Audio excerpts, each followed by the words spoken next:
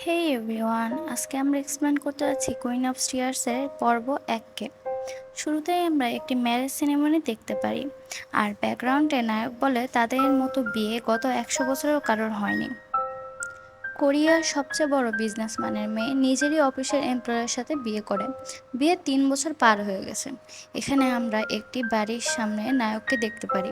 নায়ক সেই বাড়ির সামনে বসে সাংবাদিকের ইন্টারভিউ দিতে এই কথাগুলো বলছিল।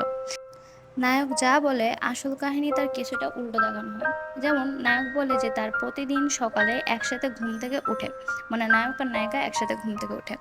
একসাথে ঘুম থেকে তো উঠে, কিন্তু আলাদা আলাদা রুম থেকে। অপরদিকে দেখানো হয় নায়িকা ও রান্নাঘরে সাংবাদিকদের ইন্টারভিউ দিচ্ছে। এখানে নায়ক নায়িকা দুজনেই তাদের লাভ স্টোরির কথা বলে। নায়িকা তার কোম্পানিতে ইন্টার্নশিপ করার জন্য জয়েন করে।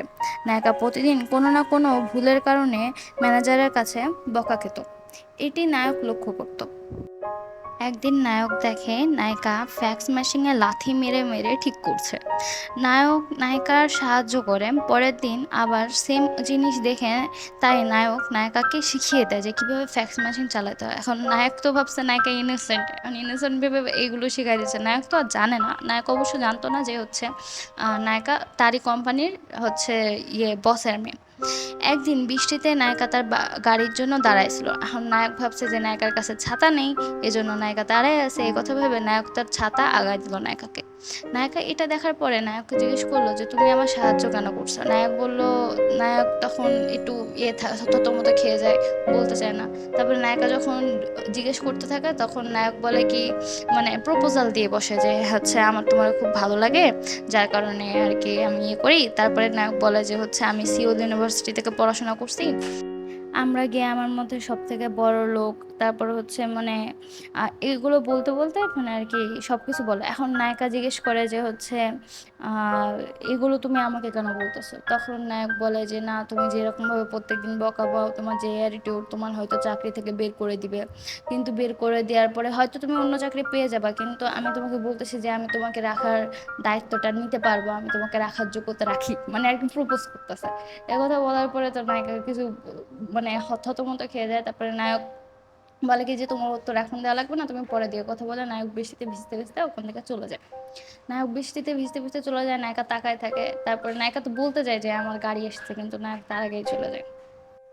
তারপর তাদের ডেটিং শুরু হয়। একদিন নায়ক হঠাৎ করে জানতে পারে যে নায়িকা তারই কোম্পানির বসের মেয়ে, মানে ডেটিং করা অবস্থাও জানতো না, কিন্তু একদিন হঠাৎ করে জানতে পারে যে তারই কোম্পানির বসের মেয়ে।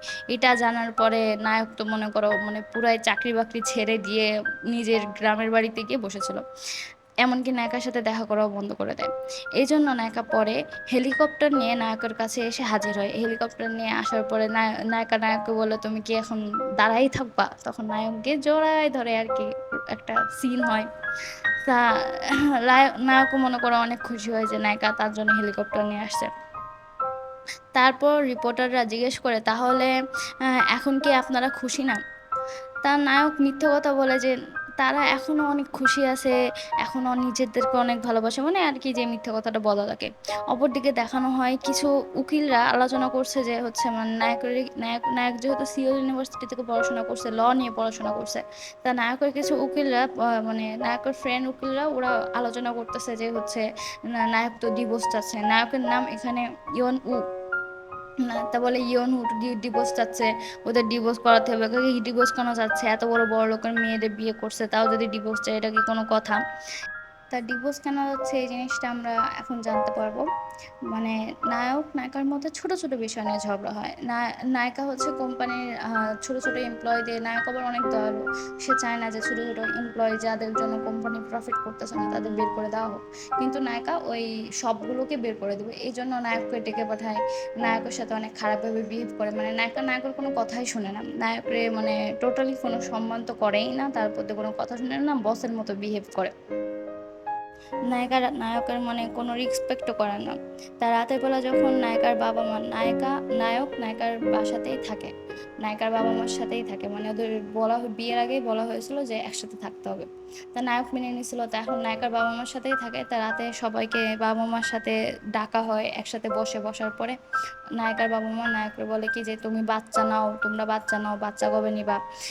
যেখানে নায়কের কোনো ইচ্ছা না থাকা সত্ত্বেও মানে নায়কের কোনো কথাই কেউ শুনতেছে না, মানে নায়িকা তো নায়ককে রেসপেক্ট করেই না, তার উপর দিয়ে নায়িকার বাবা মা, তারপরে নায়কের একটা শালা আছে, সেও রেসপেক্ট করে না। শালাও নায়কের সাথে মানে খুব খারাপভাবে কথা বলে, খারাপভাবে বলতে কি মানে কোনো সম্মান ছাড়া কথা বলে।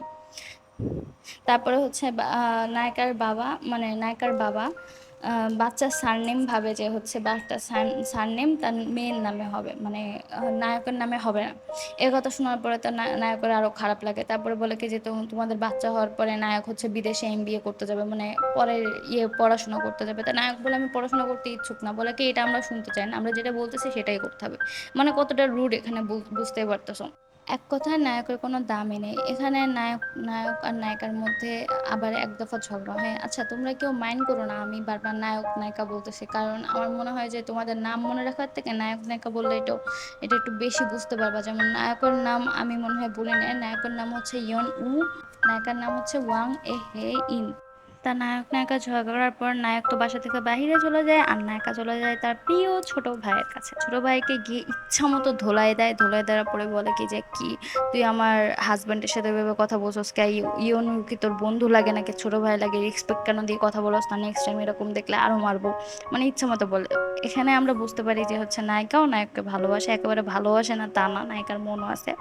নায়িকা আর নায়ক তো এখানে চলে আসে তার বন্ধুদের কাছে, বন্ধুদের কাছে এসে দুঃখ প্রকাশ করে, বলে কি মদ খায় আর বলে যে আমি মদ খাইলে আমাকে নাকি মদ খাইলে আরো কিউট লাগে। ওর বন্ধু বলে এটা তোর কে বললো, তা বলতেছে কে আবার, তোদের ভাবি বলছে। এই কথা বলার পরে নায়ক বলে আমি এত কিউট কেন, আমি এত কিউট যদি না হতাম তাহলে তোদের ভাবি আমারে পছন্দ করতো না, আমারে পছন্দ না করলে আর আমার বিয়ে হতো না, বিয়ে না হলে আর এরকম ঝামেলায় পড়া লাগতো না, আমি আজকে শান্তিতে থাকতাম। ইচ্ছা মতো কান্নাকাটি করে। তারপরে হচ্ছে ওর বন্ধু বলে যে ঠিক আছে অনেক খেয়ে ফেলছো, এবার বাসায় যাও। তা বলে কি যে না তোর যাওয়ার থাকলে তুই যাবো কি, হ্যাঁ আমারে তো আমার ওয়াইফ ফোন করতেছে বাসায় যাইতে হবে। কই কি তোর যাওয়ার থাকলে যা, আমি যাবো না। কই কি না তাহলে তুই এখানে পড়ে থাকবি, তুই বাসায় কেমনে যাবো, কই কি আমাকে নেওয়ার জন্য লোক আছে। এই কথা বলে নায়ক দাঁড়ায়, আর দেখে কি হচ্ছে নায়কের পিছনে মানে একেবারে পিছনের টেবিলে দুইজন বসে থাকে, ওরা দুজনেও দাঁড়ায়। এখন নায়কের ফ্রেন্ড বলে কি যে হচ্ছে তোরে নেওয়ার জন্য আমার কি আছে, কই পিছনে তাকা। পিছনে তাকানোর পরে দেখে কি যে নায়কের পিছনে দুজন ছেলে, মানে নায়ক দাঁড়াইলে দাঁড়ায়, আবার নায়ক বসলে বসে, আবার দাঁড়াইলে দাঁড়ায়, বসলে বসে। বলে কি দেখছো ওরা দুজনে আমাকে নিতে আসছে, আমাকে বাসায় নিয়ে যাওয়ার ব্যবস্থা হয়ে গেছে। তারপরে নায়কের বন্ধু তো ওখান থেকে চলে যায়। নায়ক রাস্তা দিয়ে হাঁটে আর কান্নাকাটি করতে থাকে, বলে কি যে হ্যাঁ আমার জীবনটা এরকম কেন হলো, মানে অনেক আফসোস করতে থাকে। কান্নাকাটি করতে করতে পরে পিছনে তাকায় দেখো ওই দুইটা ছেলে ওরে ফলো করতেছে এখন। এটা দেখার পরে বলে কি হ্যাঁ তোমরা আর কতক্ষণ ফলো করবা, আর কত দেখবা একটা মানুষকে কাঁদতে, কতক্ষণ ধরে কাঁদতেছি, তোমাদের দুজনের লজ্জা হয় না, এতক্ষণ ধরে তোমরা ফলো করতেছো না, যাও এখান থেকে চলে যাও। এই কথা বলে পরে ওরা দুজনে ওখান থেকে চলে যায়। পরে নায়ক বাসায় আসে, বাসায় এসে পরের দিন জেলে যায়। মানে জেলে যায়, নায়িকার হচ্ছে একটা খালা, সে হচ্ছে জেলের মধ্যে আটক, সে জেলে গেছে, যার কারণে নায়ক হচ্ছে অনেক ভালো একটা উকিল হওয়ার কারণে নায়িকার ফ্যামিলি নায়করা দিয়ে ইচ্ছা মতো কাজ করায়। এখানে নায়িকার খালা জেলে কেন আছে সেটা আগে বলা যাক। নায়কের খালা জেলে আছে কারণ হচ্ছে মানে নায়কের যে হচ্ছে নায়িকার যে দাদার যে গার্লফ্রেন্ড, ওই গার্লফ্রেন্ডে মানে গার্লফ্রেন্ড হচ্ছে নায়িকার খালার বিরুদ্ধে ষড়যন্ত্র করছে। মানে নায়িকার নানি মারা গেছে, তো এখন মানে সরি মারা গেছে, দাদি মারা গেছে। তা এখন দাদির যে মেয়ে, এখন ওটা সরি খালা না ফুবু হবে, নায়িকার ফুবু, সে আর কি জানতে পারে যে হচ্ছে না মানে তার বাবার মানে নায়িকার যে দাদার হচ্ছে গার্লফ্রেন্ড তার বিরুদ্ধে ষড়যন্ত্র করতেছে। এটা জানার পরে সে কি করছে কি তার চুল ধরে হচ্ছে বাইরে টেনে হিস্ট্রি নিয়ে আসছে। এই কারণে হচ্ছে মানে সে 1 মাস ইয়েতে ছিল, মানে 1 মাস হসপিটালে থেকে ছিল, যার কারণে তার ওরই বাবা মানে নায়িকার হচ্ছে দাদা নায়িকার ফুবুর নামে কেস করে দিছে। এখন নিজের গার্লফ্রেন্ডের প্রতি তো মানুষের ভালোবাসা বেশি থাকে, এটা তো বোঝাই যায়, এই জন্য কেস করে দেয়। তা এখন এদিকে দেখানো হয় যে কুইন্স গ্রুপের আজকে হচ্ছে যে চেয়ারম্যান মানে নায়িকার দাদা, চেয়ারম্যানের ওয়াইফের মৃত্যুবার্ষিকী, মানে নায়িকার দাদির মৃত্যুবার্ষিকী। তা এই জন্য হচ্ছে নায়িকার দাদি হচ্ছে মৃত্যুবার্ষিকী হওয়ার কারণে দাদা হচ্ছে একটা সেরেমনি থাকে ওদের, চায়নাদের মানে কোরিয়াদের একটা সেরেমনি, যে কেউ মারা গেলে মৃত্যুবার্ষিকী। তো সেই মৃত্যুবার্ষিকী উপলক্ষে সেরেমনি আয়োজন করে। এই সেরেমনিতে হচ্ছে নায়িকার হচ্ছে দাদা মনে করে যে বাড়ির যতগুলো ছেলে মানুষ আছে তারা যদি এই এই মানে অনুষ্ঠানে যদি রান্না বাড়া করে তাহলে হচ্ছে এটাতে মানে বেশি খুশি হয়, মৃত মানুষের আত্মা বেশি শান্তি পায়, এরকম একটা ভুল ধারণা আর কি। এই জন্য কিন্তু রান্না যে এই যে বাড়ির ছেলেরা রান্না করবে এটা যে সে মনে করে, কিন্তু ছেলেরা কেউ রান্না করে না, বংশের কোনো ছেলে রান্না করে না, রান্না করে শুধুমাত্র ঘরের বাড়ির জামাইগুলা। মানে যতগুলো জামাই আছে, দূর সম্পর্কের জামাই, হেন জামাই তেন জামাই, সব জামাইরা গিয়ে হচ্ছে ওই রান্নাঘরে গিয়ে রান্না করে।